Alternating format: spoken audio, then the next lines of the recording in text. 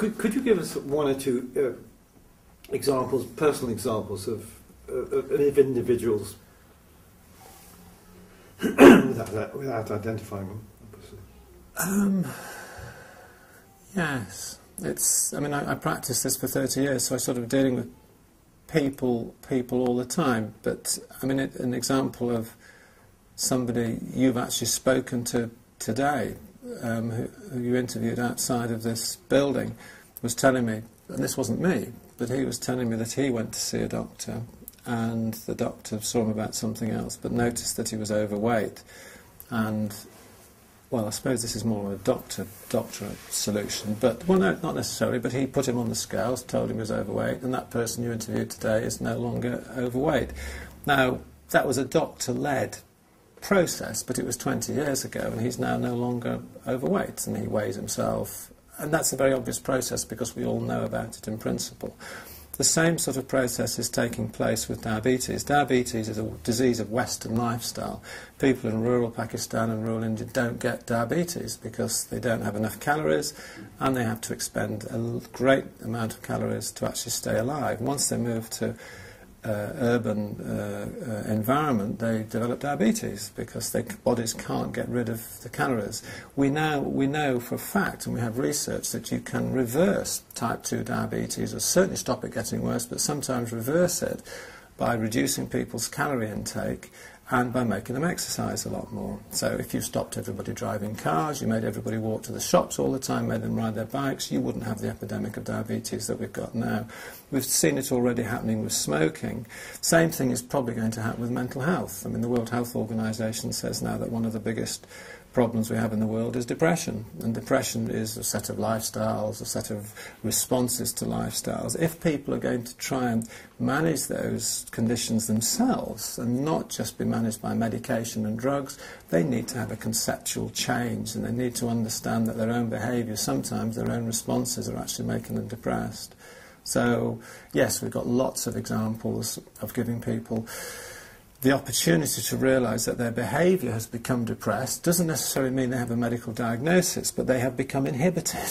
Circumstances in life have reduced their spontaneity, their ability to drive themselves to do what they want to do. Circumstances have maybe made that happen.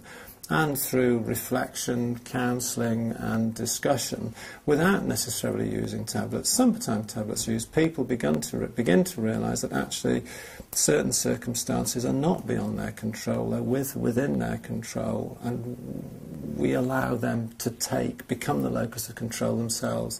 Now that locus of control, whether it's about taking a medication which is making them impotent or giving them gout or something like that, or makes them feel very ill, is a new locus of control, and to some extent I can understand why the locus of control wasn't there 50, 60 years ago, because a lot of the science and the medication and the psychotherapy and the knowledge we have now wasn't available then. We're now beginning to disseminate that knowledge through school, through the internet, through television, through media, to patients, to carers, and they're beginning to use it themselves, and we have to accelerate that process. And could you give me one or two people, as it were, in whose lives you've seen that change actually happen? Could you give me other one or two stories that you might be able to share? And if you could look at me rather, you tend to drift off a bit. Is that possible? Well, yes. I'll call him Brian, but that isn't his name. That he was a patient who had a small stroke, and he was overweight, and he was working fairly hard. He was an engineer, and he came to see me, and we spent some time talking about this. He had a period of time off work, got very interested in what caused his illness, gave him a lot of information about his illness, and he realised that he had to make some lifestyle changes. Very interested in doing his own blood pressure, bought himself a blood pressure machine. This is about 10 years ago. His wife did his blood pressure for him. They recorded it together. He lost weight. He became much fitter, started running. He was about 50. As I said, he was an engineer. And he got his blood pressure down, and he stopped taking his tablets because he's got his blood pressure down. And he, in fact, was the gentleman who then went on to be on the National Institute of Clinical Excellence panel as an expert patient, because he had learnt to understand blood pressure and he managed his blood pressure himself. I had another patient who came to see me and joined the patient participation group. He and his wife had diabetes, didn't understand it, joined the patient participation group, met somebody else who had diabetes, realised that actually if you exercised and lost some weight, you could actually manage your own diabetes, got themselves their own machine for managing their own blood sugars, measuring their own blood sugars, and they managed to reduce the medication that they're taking. They're still taking some medication. They feel very happy that they understand the diabetes, they know what's going on, they know what the risk factors are, and that particular patient was one patient who did a study with me where patients actually checked their own records to see that they were receiving all of the care that they should be receiving, which was very successful. So that was another patient. That's two patients. You asked for two. Could you tell us something about the reaction?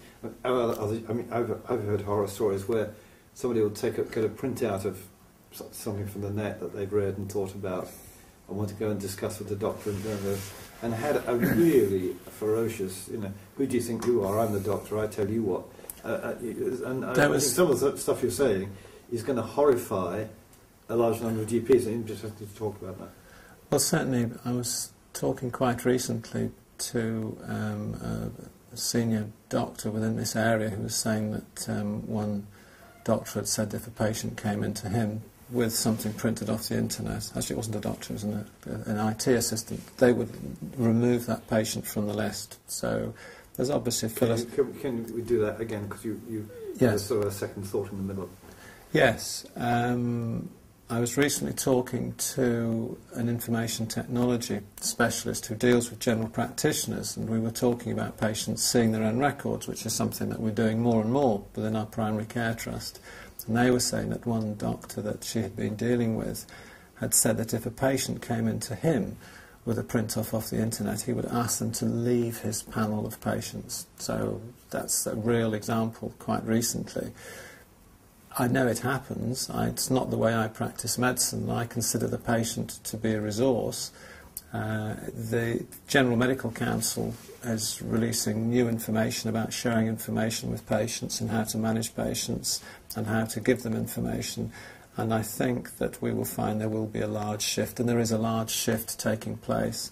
As I've said earlier on, I think the technology will drive the culture change, because people will increasingly insist, when they have access to better information, they will compare their own treatment to the treatment that they're receiving, and they will insist on presenting information within the consultation. And I think that's as people become more educated, as the evidence becomes clearer for what is good treatment and bad treatment.